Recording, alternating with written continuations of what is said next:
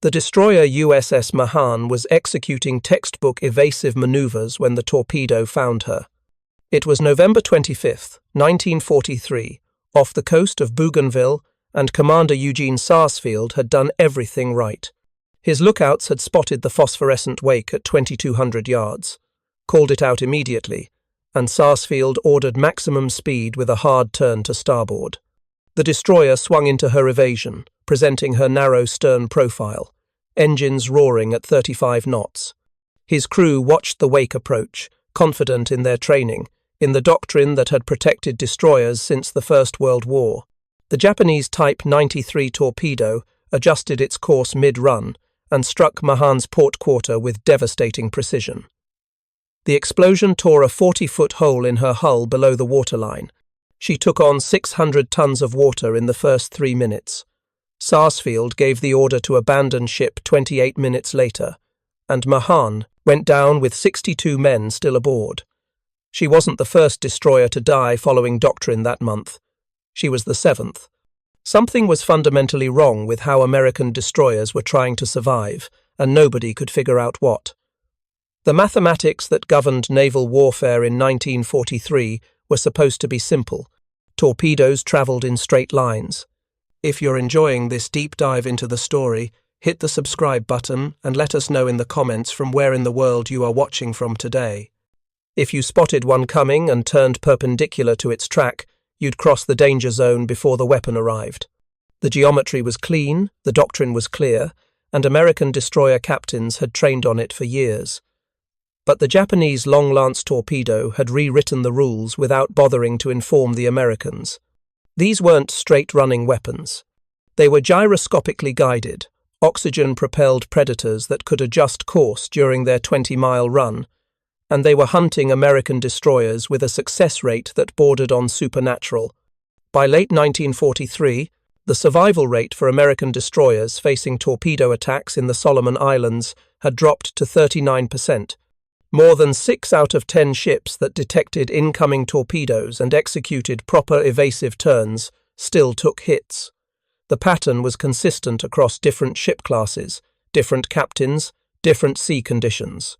Experience didn't matter. Training didn't matter. Ships with veteran crews were dying at the same rate as ships fresh from the shipyards. The U.S. Navy's Pacific Destroyer Force was being systematically hunted to extinction, one textbook evasion at a time. What made it psychologically devastating was that captains could see the torpedoes coming. Unlike submarine attacks, where weapons appeared without warning, surface engagements gave destroyer crews precious seconds to react. They'd spot the wakes, calculate the angles, order the turns, and then watch in horror as the torpedoes tracked their movements like they could read minds. It created a crisis of confidence that went beyond tactical failure. If doing everything right still got you killed, what was the point of training? What was the point of doctrine?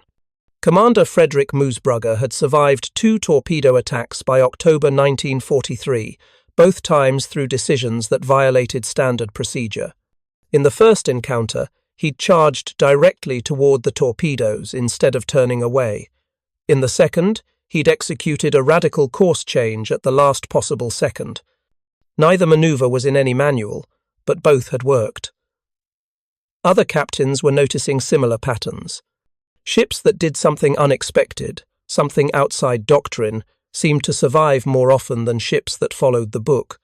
But nobody could identify what that something was or how to systematize it. The breakthrough came from an unlikely source. Lieutenant Raymond Thompson wasn't a destroyer captain or a tactical analyst. He was a fire control officer aboard the light cruiser USS Columbia, and he spent his watch hours staring at radar screens and plotting enemy movements. Thompson had a degree in mathematics from MIT, which made him unusual in the wartime Navy, where most officers came up through Annapolis with minimal advanced math training. He'd been studying the radar plots from torpedo attacks, overlaying them with survivor reports and damage assessments, looking for patterns that others had missed. What Thompson discovered in late October 1943 would eventually save hundreds of ships and thousands of lives, but initially, nobody wanted to hear it.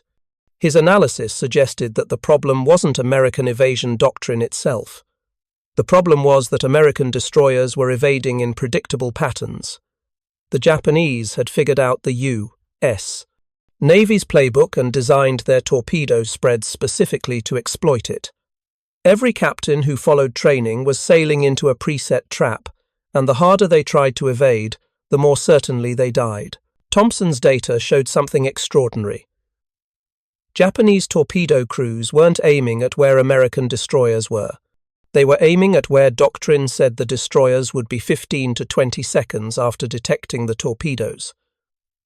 The long-lance guidance systems were programmed with assumptions about American behavior: maximum speed turn, perpendicular heading, maintained course for at least 45 seconds while crossing the danger zone.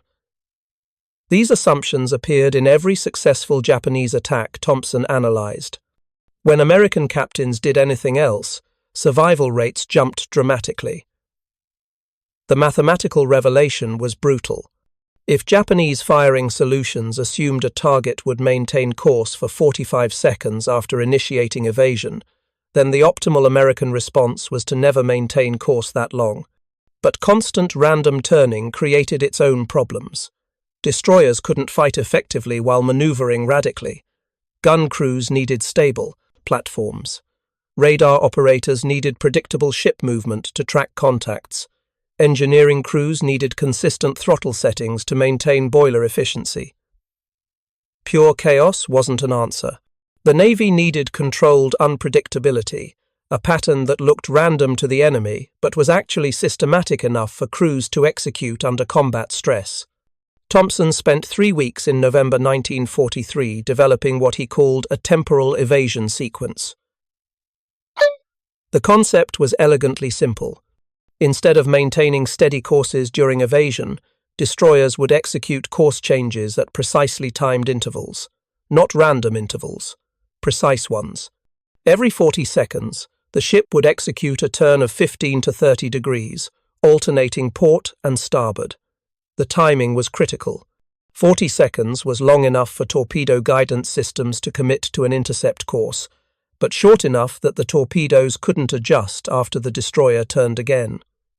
The geometry created a zigzag pattern that was predictable to the ship's own crew, but appeared random to external observers.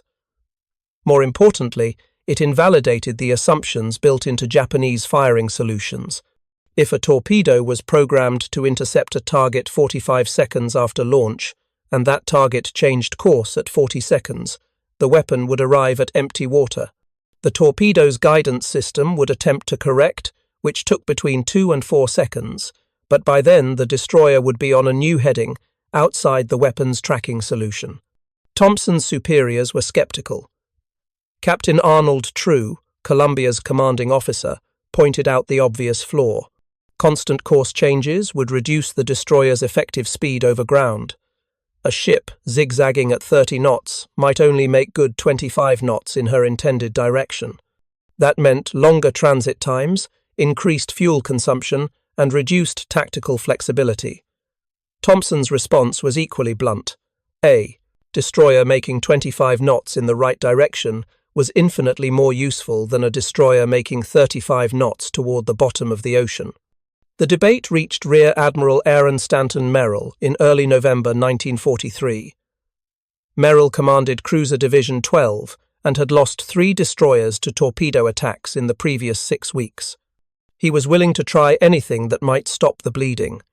He authorized Thompson to brief destroyer captains at Purvis Bay, the main U.S. Navy anchorage in the Solomon Islands. The briefing took place on November 8th in a sweltering Quonset hut that smelled of mildew and aviation fuel. 23 destroyer captains attended, most of them skeptical. Thompson presented his analysis using hand-drawn charts that showed torpedo tracks overlaid with destroyer movements. He demonstrated how Japanese spreads were designed to bracket ships executing standard evasions. He explained the mathematics of guidance system, reaction time, and the geometry of temporal displacement. And then he proposed his solution. Execute course changes every 40 seconds during torpedo evasion, alternate turns of 15 to 30 degrees. Maintain maximum speed throughout. Never hold a steady course longer than 40 seconds once torpedoes were detected. The immediate reaction was hostile. Commander James Brewer, captain of USS Spence, called it academic nonsense from someone who'd never commanded a ship under fire. Several other captains agreed. The proposal violated fundamental destroyer doctrine that emphasized maximizing speed towards safety, not dancing around in the danger zone. Lieutenant Commander Harold Larson pointed out that constant turning would interfere with his ship's ability to return fire, essentially converting destroyers into passive targets. Thompson's answer to that objection would later become doctrine, but in the moment, it sounded insane. Don't try to fight while evading, just evade. Your guns can't sink torpedoes anyway. Survival first, offensive action second. The meeting ended without consensus, but one captain was convinced. Commander Charles McCombs of USS Farragut had read Thompson's data carefully and recognized something the others had missed. Every destroyer that had survived a torpedo attack in the previous month had done something unpredictable at the critical moment. Not because they were following a doctrine, but because circumstances had forced deviations from standard procedure. Thompson was proposing to systematize those accidental survivals. McCombs approached Thompson after the briefing and asked for specific implementation details. How exactly should the turns be timed? What angle changes worked best? How did you coordinate a zigzag pattern with other ships in formation? Thompson had answers because he'd already worked through the practical applications. He'd created a timing system based on bridge chronometers. Every destroyer bridge had a large clock, visible to the captain and helmsman. When torpedoes were detected, the captain would note the time and begin the sequence. First turn at 40 seconds, second turn at 1 minute 20 seconds. Third turn at 2 minutes, continue until clear of the threat.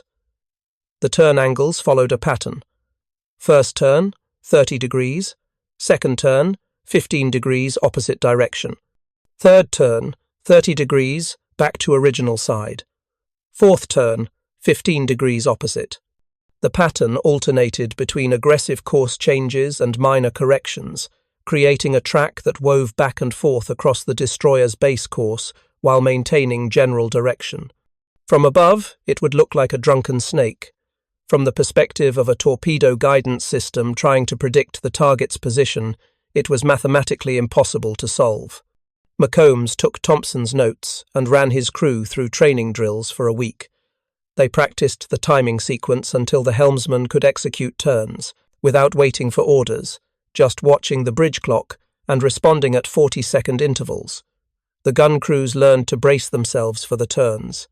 The engineering crew learned to maintain steady power output despite constant rudder movements. By November 15th, Farragut's crew had internalized the rhythm. They were ready to test it against something more dangerous than training exercises. The opportunity came on November 20th, 1943, during a night surface action off Cape St. George. McCombs's destroyer division was screening cruisers when Japanese destroyers launched a spread of 17 torpedoes at the American formation. Farragut's lookouts spotted the phosphorescent wakes at 1,900 yards. McCombs checked his bridge chronometer, noted the time, 1932 hours and 18 seconds, and began the sequence. Hard right rudder, 30 degrees, steady on new course. His crew executed flawlessly. Farragut heeled into the turn at 33 knots, her stern swinging through the arc as 3 torpedoes passed down her port side with clearances of 70, 90, and 120 feet. At 1933 hours and 8 seconds, exactly 40 seconds after the initial turn, McCombs ordered left rudder, 15 degrees. Farragut straightened slightly, still travelling at maximum speed, but now on a heading that diverged from her previous course by 15 degrees. 2 more torpedoes crossed her wake, arriving at the position where she would have been if she'd maintained her first evasion course. They missed by 200 feet. At 1933 hours and 48 seconds, McCombs ordered hard right rudder, again, 30 degrees. The pattern continued. 4 more course changes over the next 3 minutes as the torpedo spread exhausted itself against empty ocean. 17 torpedoes fired at predictable targets. 0 hits on a destroyer executing Thompson's temporal evasion sequence. Macomb's after-action report reached Admiral Merrill's headquarters the next morning. Unlike the tentative descriptions from earlier experimental maneuvers, Macomb's was definitive. The 40-second timing sequence worked. Executed as prescribed, it defeated Japanese firing solutions completely. He recommended immediate fleet-wide implementation. But one successful test wasn't enough to overturn decades of naval doctrine. The Navy needed more data. What followed was the most intensive tactical experimentation program in U.S. destroyer history. Between November 21st and December 15th, 1943, 12 destroyer captains volunteered to test the temporal evasion sequence in combat. They operated in the waters around Bougainville and New Georgia, areas with heavy Japanese naval activity and frequent torpedo attacks. Each captain received Thompson's timing cards, laminated references that showed the sequence intervals and turn angles. They drilled their crews, obsessively. And they waited for the Japanese to give them opportunities to validate or disprove the theory. The results were extraordinary. Across 14 separate torpedo attacks involving the test group destroyers, the survival rate was 93%. 13 ships executed the temporal sequence correctly and survived without hits. One ship, USS Lansdowne, took a single torpedo strike, but post-action analysis revealed her captain had deviated from the timing sequence, holding course for 58 seconds instead of 40 during a critical evasion. The torpedo that hit her arrived exactly where Japanese firing calculations predicted she'd be at 50 seconds. The doctrine worked, but only if executed precisely. By contrast, destroyers in the same operating area that continued using standard evasion doctrine during the same period showed a survival rate of 41%. The statistical difference was impossible to ignore. The temporal evasion sequence reduced the probability of a torpedo hit by approximately 80% compared to traditional maneuvers. Naval analysts initially suspected the numbers were too good, that some unknown factor was influencing results. They sent observers to validate the claims. Lieutenant Commander Paul Foster spent 3 weeks aboard USS Fletcher, participating in 2 combat actions and observing the temporal sequence in execution. His report, filed December 18, 1943, included a phrase that would later appear in revised destroyer doctrine.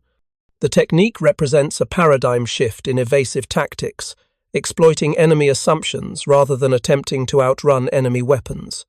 The temporal sequence defeats torpedo guidance systems by invalidating their targeting mathematics. Foster's report also identified a critical insight that Thompson's original analysis had missed. The 40-second interval wasn't arbitrary.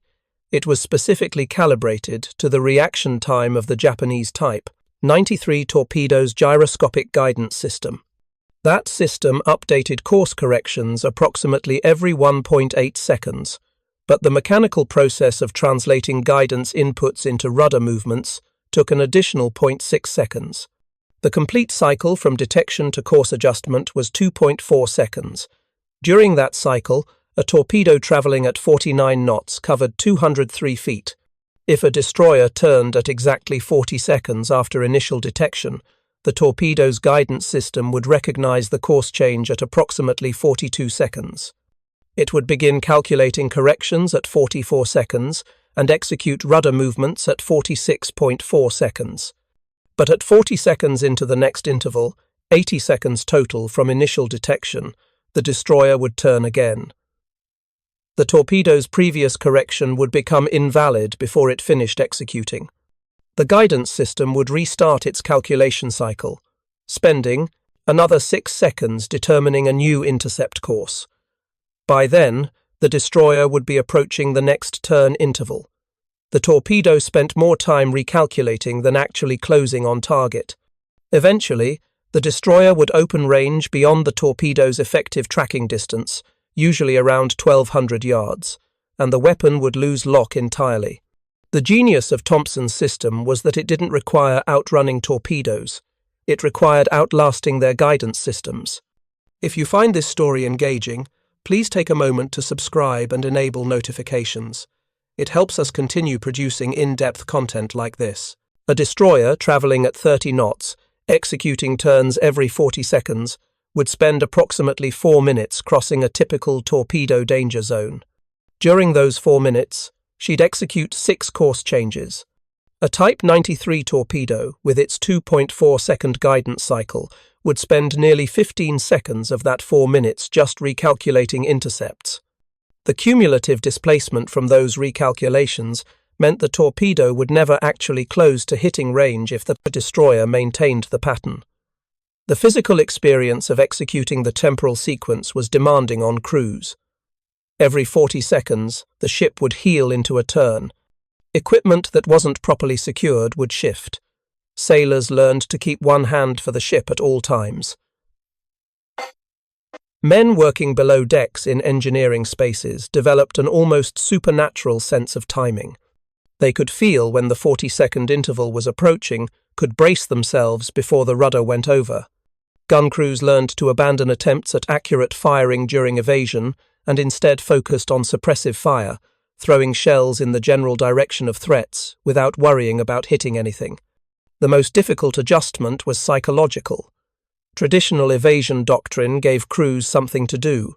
Man your guns, shoot at the torpedoes, pray you hit them. The temporal sequence required passive acceptance of incoming threats. You couldn't shoot torpedoes. You couldn't outrun them. All you could do was execute the timing pattern and trust that mathematics would save you.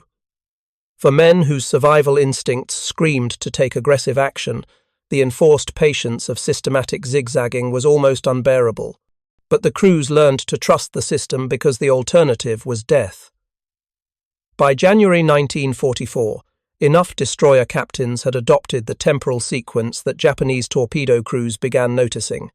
Their hit rates were dropping. Spreads that should have bracketed targets were finding empty water.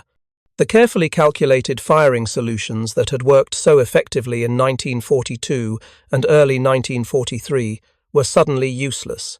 The Japanese response was to fire more torpedoes, increasing spread widths, and hoping volume would overcome American unpredictability. It didn't work. A destroyer executing proper temporal evasion could thread through even massive torpedo spreads because the timing system created displacement that the torpedoes couldn't follow. The technique spread organically through the Pacific destroyer force. Captains who'd survived using the sequence shared their experiences with others. Thompson's timing cards were reproduced and distributed informally before official doctrine was updated. By February 1944, approximately 60% of U.S. destroyers operating in the South Pacific were using some version of the temporal evasion sequence. Survival rates in torpedo engagements climbed to 78% fleet-wide. Ships that had been considered the most vulnerable surface combatants suddenly became among the hardest to kill. The formal incorporation into doctrine came in March 1944, when the Bureau of Ships issued revised tactical guidance for destroyer operations. The new manual included a section titled Temporal Displacement Evasion Against Guided Torpedoes. It prescribed the 40-second interval pattern almost exactly as Thompson had originally designed it. The manual included timing tables, turn angle diagrams, and practice scenarios for training. Most significantly, it acknowledged that the technique required abandoning traditional concepts of maintaining steady firing platforms during combat. What the official doctrine couldn't fully capture was the human element of execution. The temporal sequence worked brilliantly when performed correctly, but combat stress made correct execution difficult. Captains had to maintain awareness of time while managing a dozen other crises simultaneously. A helmsman who turned 3 seconds early or 5 seconds late could throw off the entire pattern. Engineering crews who couldn't maintain steady power output during turns would slow the ship at exactly the wrong moments. The technique required the entire crew to function as a precision instrument, and precision became harder to maintain as fatigue, fear, and damage accumulated. Training programs adapted to emphasize timing discipline. Destroyer crews ran practice drills, where the only thing they did was execute the temporal sequence for hours at a time. Helmsmen learned to watch bridge chronometers while steering, developing the ability to anticipate turn intervals without waiting for commands. Captains practiced making timing decisions in simulated high-stress environments. The Navy created a specialized school at Pearl Harbor, where destroyer crews spent 2 weeks doing nothing but temporal evasion training before deploying to combat zones. The psychological transformation was as important as the technical training. Crews needed to internalize the mathematical certainty that the system worked. Doubt would cause hesitation, and hesitation would disrupt the timing pattern. Instructors drilled confidence through repetition. Execute the sequence correctly and you survive. Deviate from the sequence and you die. The message was absolute, and after enough repetitions, crews began to believe it. That belief created calm under fire. Men, executing the temporal sequence during actual torpedo attacks, reported feeling almost detached, following the procedure mechanically, while the rational part of their mind marveled that it was working. By mid-1944, the tactical balance in surface warfare had shifted. Japanese destroyers, once dominant in night actions, found themselves unable to land torpedo hits on American ships. The Long Lance remained a superior weapon technologically, but technological advantages meant nothing when opponents refused to behave according to your calculations. American destroyers using temporal evasion survived long enough to close to gun range, where superior American fire control systems and radar gave decisive advantages. The statistics told the story. In the first 6 months of 1944, U.S. destroyers in the Pacific participated in 37 surface actions involving torpedo attacks. 82% of ships using the temporal sequence survived without damage. Only 14% of ships still using traditional evasion survived. The technique's success influenced other aspects of naval warfare. Cruisers and battleships adapted versions of the temporal sequence for their own evasion doctrine.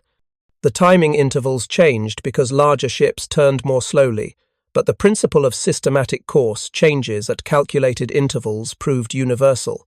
Even amphibious transports, the slowest and most vulnerable ships in the fleet, used modified temporal sequences during high-risk transits.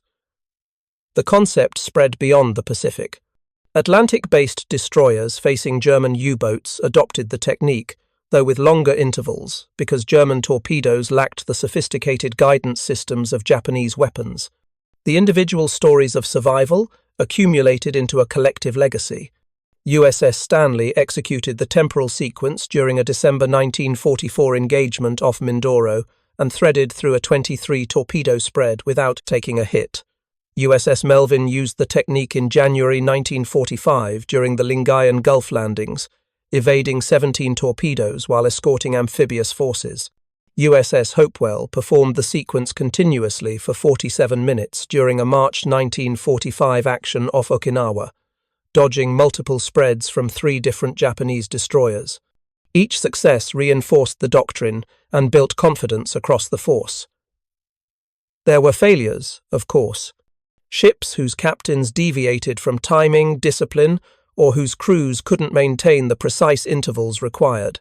USS Hoel attempted a modified version of the sequence during the Battle off Samar in October 1944, but took 4 torpedo hits when her engineering plant couldn't maintain consistent speed during turns.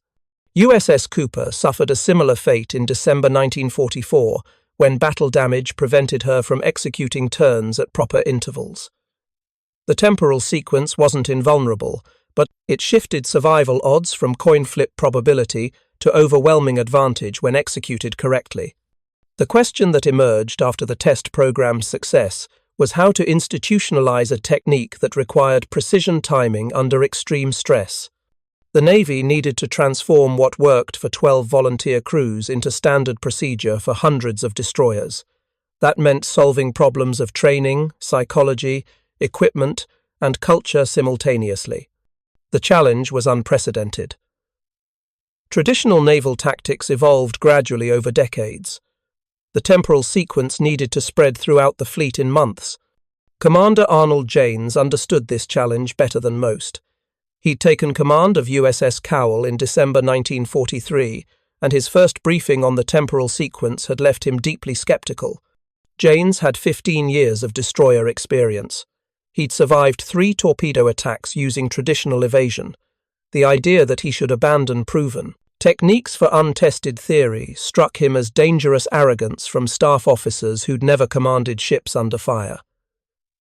But Janes was also a pragmatist. The statistics from the test program were undeniable. Ships using the sequence survived. Ships using traditional doctrine died. Janes spent 2 weeks in January 1944 drilling his crew on the temporal sequence without believing in it himself. He went through the motions because orders required it, but he planned to revert to traditional evasion if actual torpedoes appeared. That changed on January 18th during a transit through the slot, the narrow waterway between Savo Island and Guadalcanal. Japanese submarines had been active in the area, and Janes kept his crew at elevated alert status. At 14:20 hours, his sonar operator reported multiple torpedo contacts, range 1,200 yards, bearing 350 relative. 1,200 yards gave Janes approximately 30 seconds before impact. Not enough time to think, only enough time to react. His hand went to the engine order telegraph, his mind calculating the traditional evasion, hard rudder away from the threat, flank speed. And then he stopped. 30 seconds wasn't enough time for traditional evasion to work anyway. The torpedoes were too close. If he was going to die, he might as well die testing the theory that was supposed to save him. He checked the bridge chronometer, noted the time, 14:20 hours and 7 seconds, and began the sequence. Right full rudder, 30 degrees. Cowell heeled into the turn. The sonar operator called out bearing updates. The torpedoes were tracking, adjusting for Cowell's initial turn. Janes counted seconds in his head. 35, 36, 37. At 40 seconds, he ordered left rudder, 15 degrees. The helmsman executed without hesitation. Cowell straightened slightly, still travelling at 31 knots, but now diverging from her previous course. The sonar operator's voice went up an octave. Torpedoes passing down the starboard side, closest approach 150 feet. At 1 minute 20 seconds from initial detection, Janes ordered right rudder again, 30 degrees. Cowell turned hard. The sonar operator reported torpedoes had lost tracking, continuing on their last calculated intercept course, which no longer intersected with Cowell's position. 2 minutes after the attack began, it was over. 3 torpedoes had missed by margins exceeding 200 feet. Janes stood on his bridge, hands shaking slightly from adrenaline, and realized he'd just survived by doing exactly what Thompson's mathematics said would work. The skepticism evaporated. He became one of the temporal sequence's most vocal advocates. Stories like Janes's conversion spread through the destroyer force. Captains who'd been doubtful saw the technique work under actual combat conditions and became believers. But belief alone wasn't enough. The sequence required precision that exceeded most crews' initial capabilities. The difference between a turn executed at 40 seconds and a turn executed at 43 seconds seemed trivial on paper. In practice, that 3-second deviation could place a destroyer directly in a torpedo's path, instead of safely displaced. The Navy needed training systems that could build precision into routine execution. The solution came from an unexpected source. Lieutenant Howard Chen was a junior officer aboard USS Nicholas who'd taught high school mathematics before the war. Chen recognized that the temporal sequence was essentially a timing drill, similar to musical rhythm exercises. Musicians practiced keeping time with metronomes until precise intervals became automatic. Chen proposed using the same approach for destroyer crews. He built a simple audio device that clicked at 40-second intervals. During training drills, the device would broadcast over the ship's announcing system, providing an audible timing reference that the entire crew could hear. The metronome approach worked remarkably well. Helmsmen learned to anticipate turn commands by listening to the clicks. Engineering crews could feel when intervals were approaching and prepare for throttle adjustments. Gun crews learned to time their firing between turns when the ship was momentarily steady. After 2 weeks of training with Chen's device, Nicholas's crew could execute the temporal sequence with precision that exceeded plus or minus 2 seconds. Other destroyers adopted the technique. By March 1944, audio timing devices were standard equipment on destroyers operating in forward areas. But even perfect timing couldn't save ships if other factors failed. The temporal sequence required sustained high speed throughout the evasion. If engineering couldn't maintain power, if battle damage reduced speed, if fuel consumption concerns forced throttle reductions, the mathematics fell apart. A destroyer travelling at 20 knots instead of 30 knots covered 33 feet per second instead of 50 feet per second. That difference meant course changes at 40-second intervals, created less displacement, giving torpedoes better opportunities to achieve hits. The sequence worked at flank speed, or it didn't work at all. This created tensions between destroyer captains and fleet fuel officers. Running at flank speed consumed fuel at rates that exceeded planned logistics. Destroyers operating at maximum power needed refueling every 36 to 48 hours instead of every 4 to 5 days. The logistics burden was substantial. Fleet oilers had to conduct more frequent underway replenishment operations. Fuel supply convoys from rear areas had to carry larger quantities. Bean counters at Pearl Harbor and Noumea complained that the temporal sequence was creating unsustainable fuel consumption patterns. The debate reached Admiral William Halsey in February 1944. Halsey's response was characteristically blunt. Dead ships don't need fuel. Run them as fast as necessary to keep them alive. The logisticians will figure out how to supply it. Halsey's directive ended the debate. Destroyers in forward areas maintained flank speed during any threat condition, and the supply system adapted to meet the increased demand. Additional fleet oilers deployed to the South Pacific. Refueling procedures became more efficient. The logistics stretched, but they held, and destroyers kept running fast enough to make the temporal sequence effective. The Japanese noticed the changed American behavior by late January 1944. Their torpedo hit rates had declined precipitously, but initially they attributed this to improved American radar detection and combat air patrol coverage. Japanese naval intelligence didn't recognize the temporal sequence as a systematic tactic until March 1944, when they recovered documents from a damaged American destroyer that described the procedure in detail. The discovery created intense debate among Japanese naval tacticians. Some argued for wider torpedo spreads to compensate for increased American unpredictability. Others suggested varying torpedo depths and speeds to complicate American timing calculations. A few proposed abandoning torpedoes entirely in favor of gunfire tactics, where Japanese superior night optics gave advantages. But none of these responses addressed the fundamental problem. The Long Lance's guidance system couldn't track targets that changed course more frequently than the weapon's reaction time allowed. No amount of tactical adjustment could overcome that physical limitation. The Japanese did attempt one innovation that briefly complicated American defensive procedures. In April 1944, some Japanese destroyers began launching torpedoes in sequential salvos rather than simultaneous spreads. The first salvo would be fired conventionally. Then, after American ships initiated temporal evasion sequences, a second salvo would launch 30 to 40 seconds later, timed to arrive when American destroyers were executing their second or third course changes. The theory was that torpedoes approaching from different times and angles would force American ships to maintain evasion longer, eventually causing fatigue errors or fuel exhaustion. The sequential salvo tactic achieved some initial success. USS Wadsworth took a torpedo hit in May 1944 when a delayed second salvo arrived while her crew was focused on evading the first group. But American destroyers adapted quickly. The response was to extend the temporal sequence duration. Instead of ceasing evasion after 2 or 3 minutes, destroyer captains maintained the 40-second interval pattern for 5 to 8 minutes after the last detected torpedo. This ensured that any delayed salvos would encounter ships still executing systematic displacement. The Japanese sequential tactic became as ineffective as their original approach.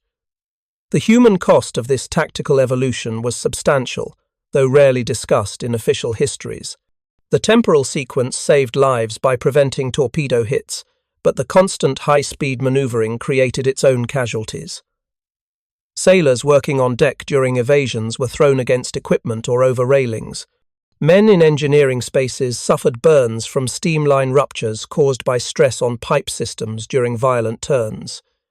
Equipment broke loose from inadequate mounting and injured crew members.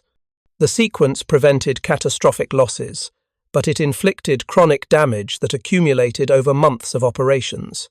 Chief Machinist's mate Robert Kellerman kept an unofficial log aboard USS Fletcher documenting injuries related to temporal evasion maneuvers.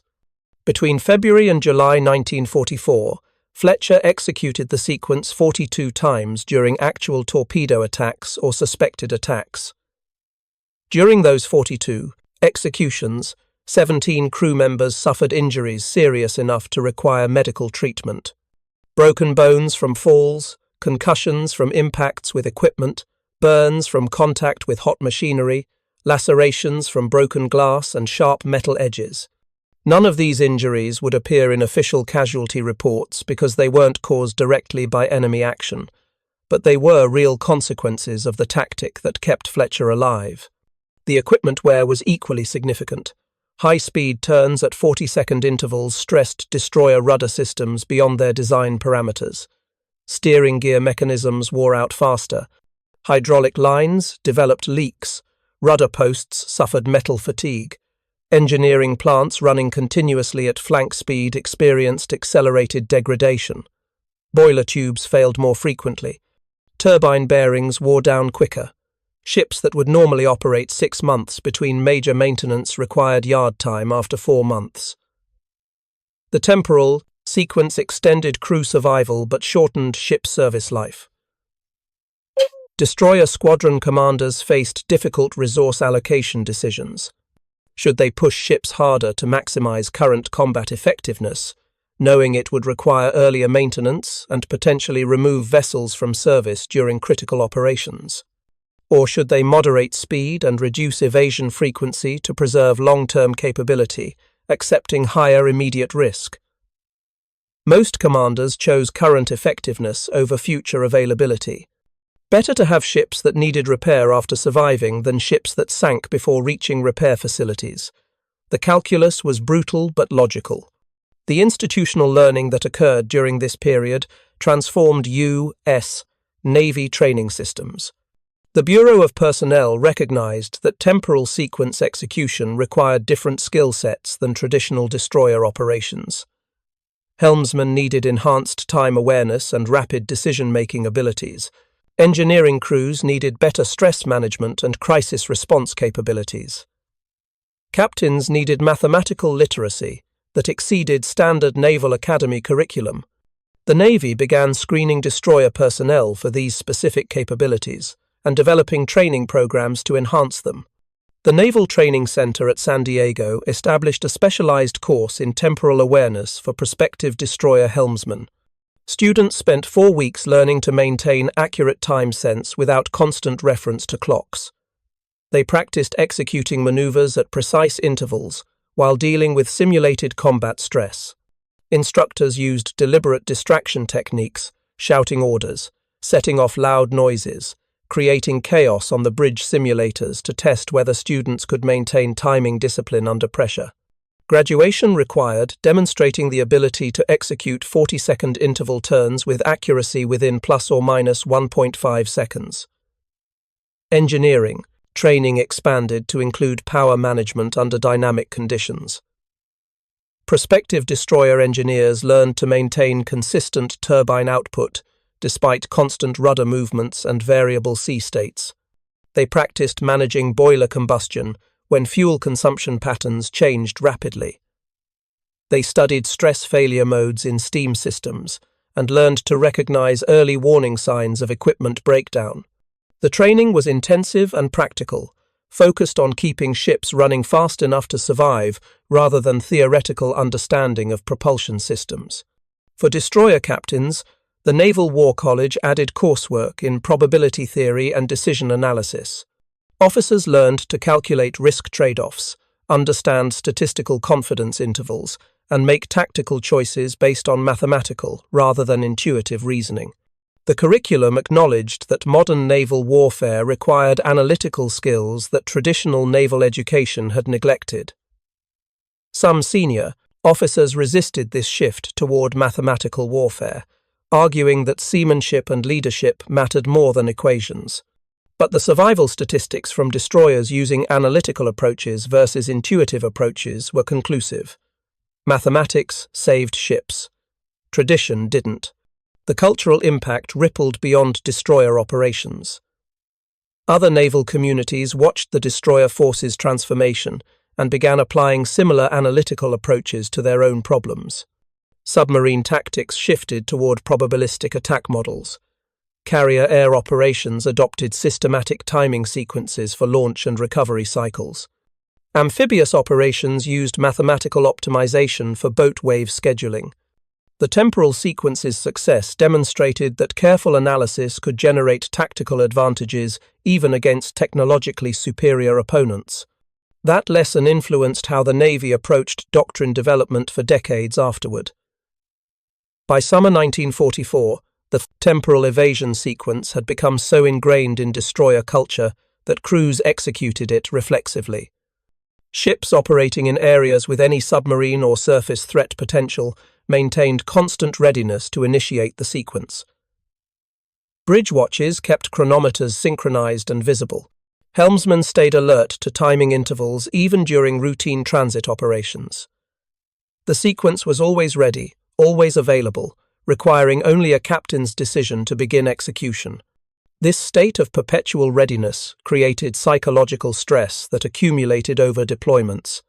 Destroyer sailors in 1944 experienced anxiety levels that exceeded earlier war periods, not because they faced more danger, but because they lived with constant awareness of danger. The temporal sequence kept them alive, but it also kept them aware. You couldn't forget about torpedoes when every 40 seconds marked a potential turn interval. You couldn't relax when the next threat might appear at any moment, requiring immediate timing discipline. The sequence's effectiveness came at the cost of perpetual vigilance, and vigilance without respite degraded mental health. Medical officers began reporting increased rates of combat fatigue among destroyer crews by mid-1944. Not the dramatic breakdowns that characterized shell shock, but chronic exhaustion that manifested as reduced alertness, poor decision-making, and emotional numbness. The Navy's response was to shorten deployment lengths for destroyers operating in high-threat areas. Ships that previously stayed on station for 6 to 8 weeks were rotated after 4 weeks. Crew rest periods increased. Mental health screening became part of routine medical examinations. The institution recognized that even successful tactics created stress that required management. The temporal sequence also changed how destroyers operated in company with other ships. Traditional formation doctrine emphasized ships maintain predictable positions relative to each other. Screen commanders could calculate where each destroyer should be at any moment and coordinate movements accordingly. The temporal sequence made this coordination impossible. Ships executing independent evasion patterns couldn't maintain formation integrity. Each destroyer became responsible for its own survival, trusting others to do the same, but unable to rely on coordinated mutual defense. This individualization of defense created both advantages and complications. The advantage was that enemy attacks against one ship didn't endanger others. A torpedo spread aimed at a specific destroyer would miss that destroyer without threatening nearby vessels, also executing their own evasion patterns.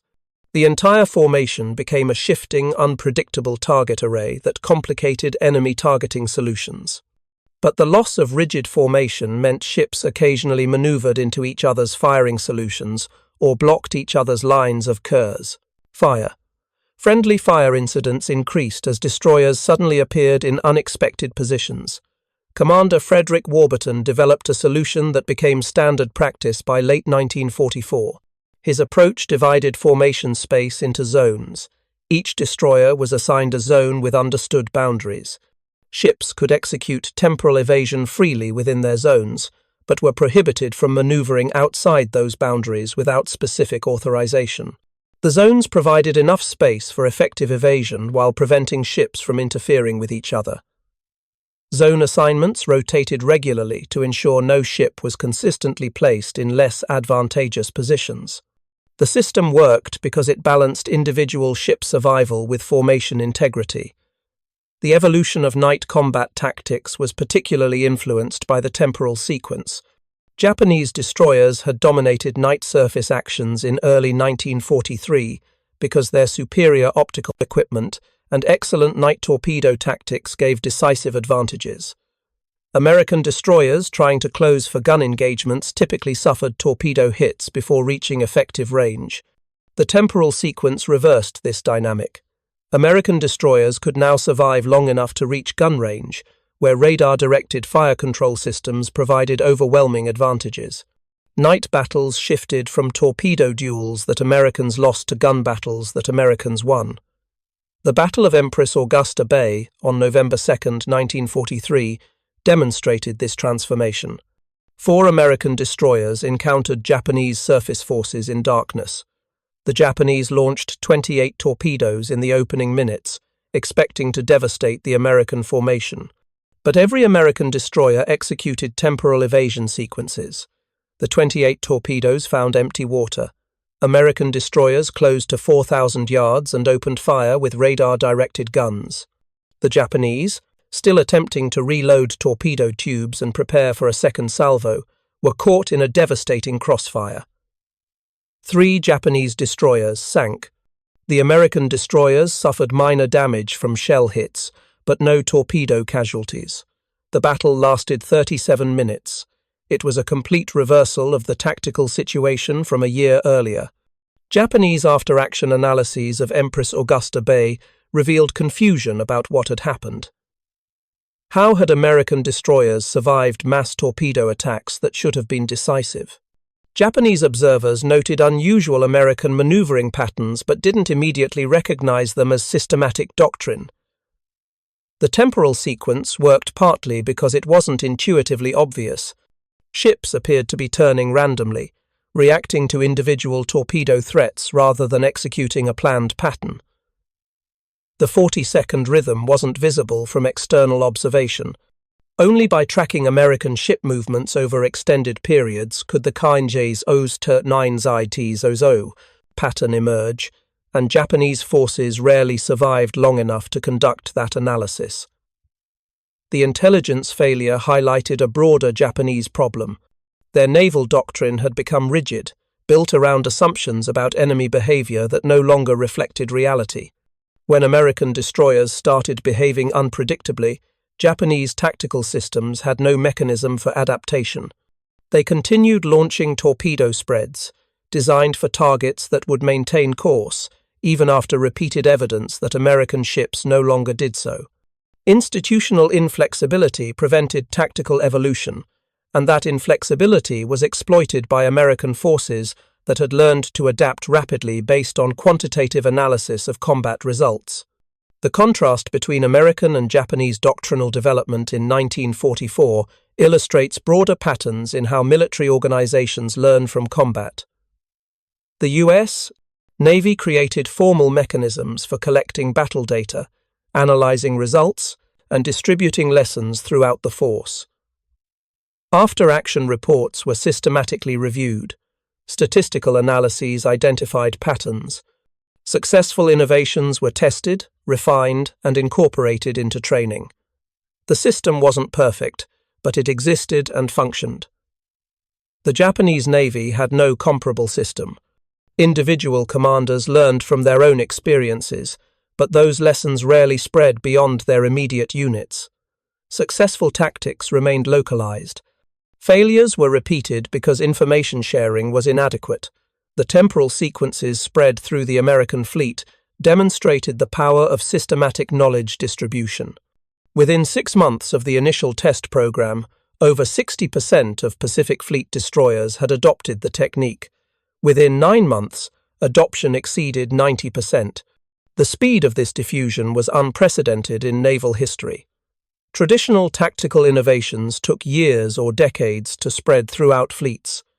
The temporal sequence achieved near universal adoption in less than a year because the Navy had systems in place to recognize effective innovations, validate them through testing, document them clearly, and train personnel systematically. The human stories behind these statistics reveal how individual decisions shaped collective outcomes.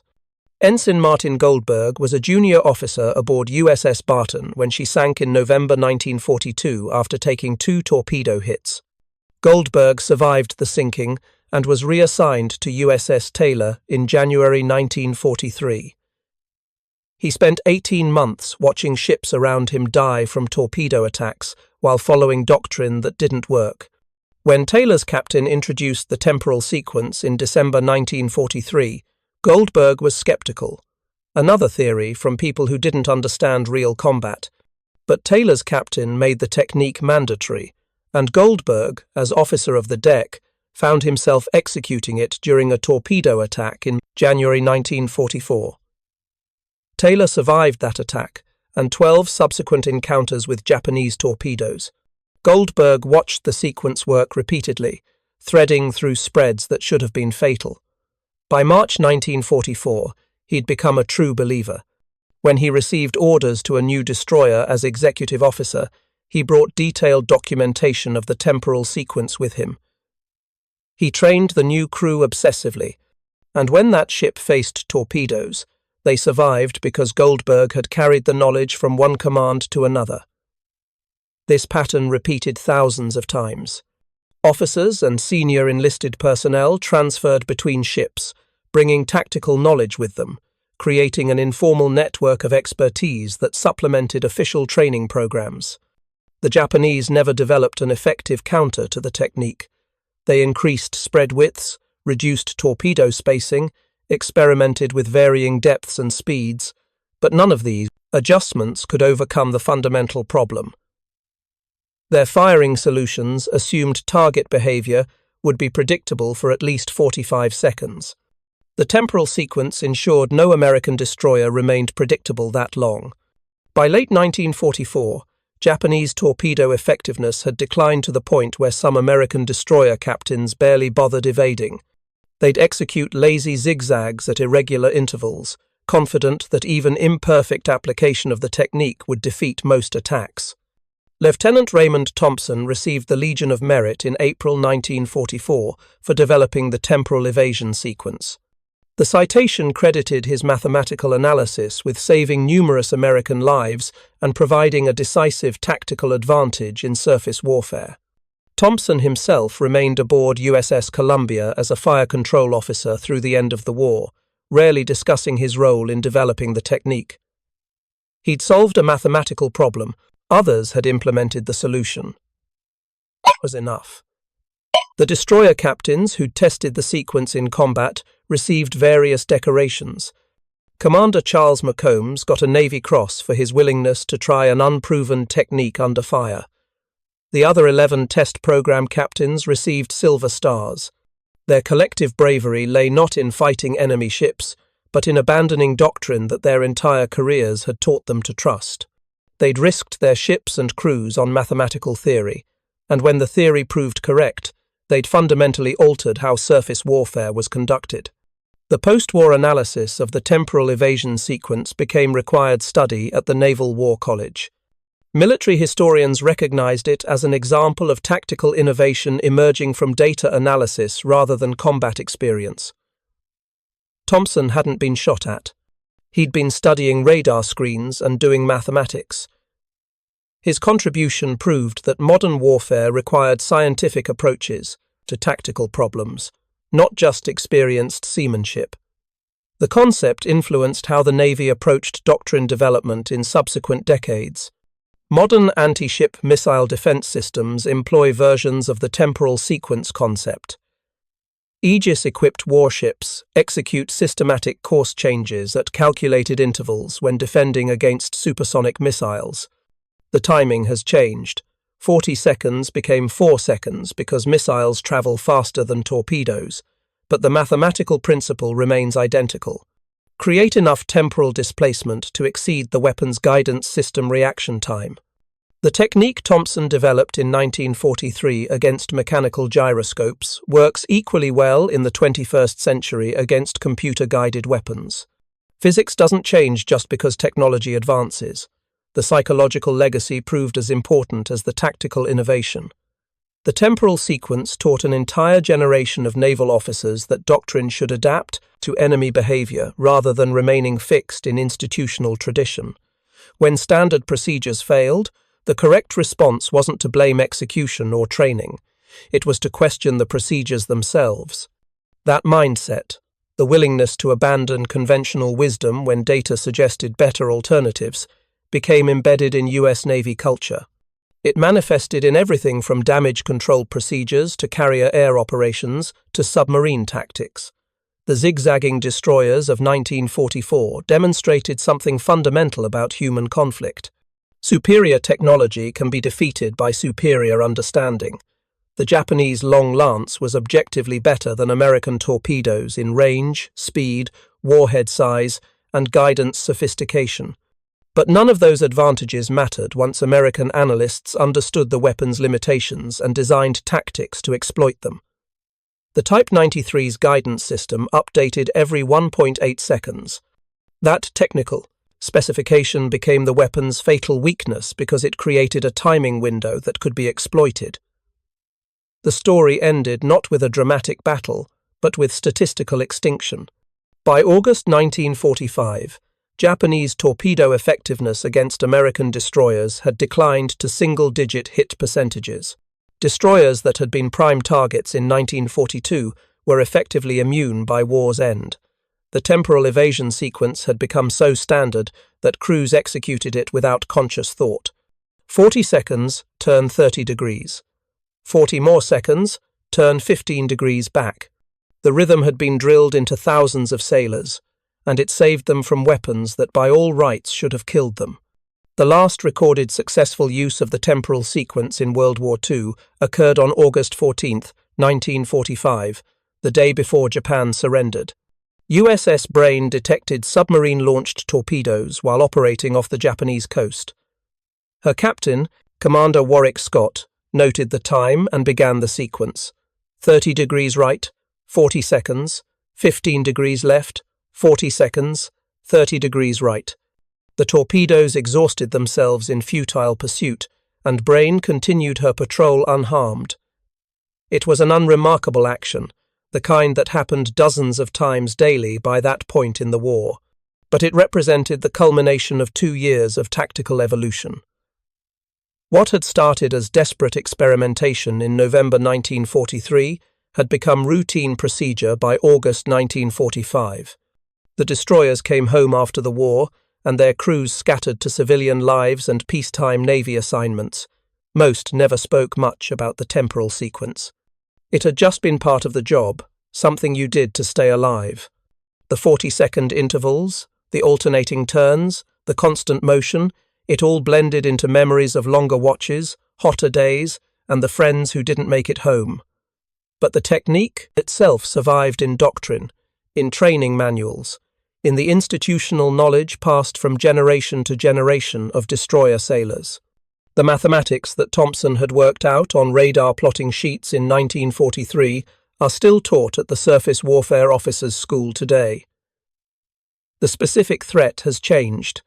Modern destroyers worry more about missiles than torpedoes. But the principle endures. When facing a guided weapon with superior performance, create systematic displacement that exceeds the weapon's ability to track. The timing intervals have shortened because modern weapons move faster. The turn angles have changed because modern ships respond differently. But the fundamental concept, zigzag at precisely calculated intervals to defeat guidance systems, remains valid nearly 80 years later. The story of the zigzagging destroyers doesn't have a single heroic moment. There was no dramatic battle where one captain's brilliance saved the fleet. Instead, it's a story of cumulative small improvements, one officer's mathematical analysis, one captain's willingness to test an unproven theory, 12 crews drilling a new technique until it became second nature, hundreds of ships adopting the procedure because the statistics were undeniable, and thousands of sailors who survived torpedo attacks because someone had done the mathematics and figured out that 40 seconds was the magic number. In the end, that's what saved them. Not courage, though they had that, not superior technology, because they didn't, not even luck, though luck always matters. What saved the American destroyers was someone sitting in a darkened combat information center with a plotting board and a slide rule, looking at data until patterns emerged, and then having the institutional flexibility to implement solutions even when they violated decades of naval tradition. The zigzagging worked because the Navy was willing to admit that the old ways were killing people and new approaches, no matter how counterintuitive, deserved testing. Thank you for watching. For more detailed historical breakdowns, check out the other videos on your screen now, and don't forget to subscribe.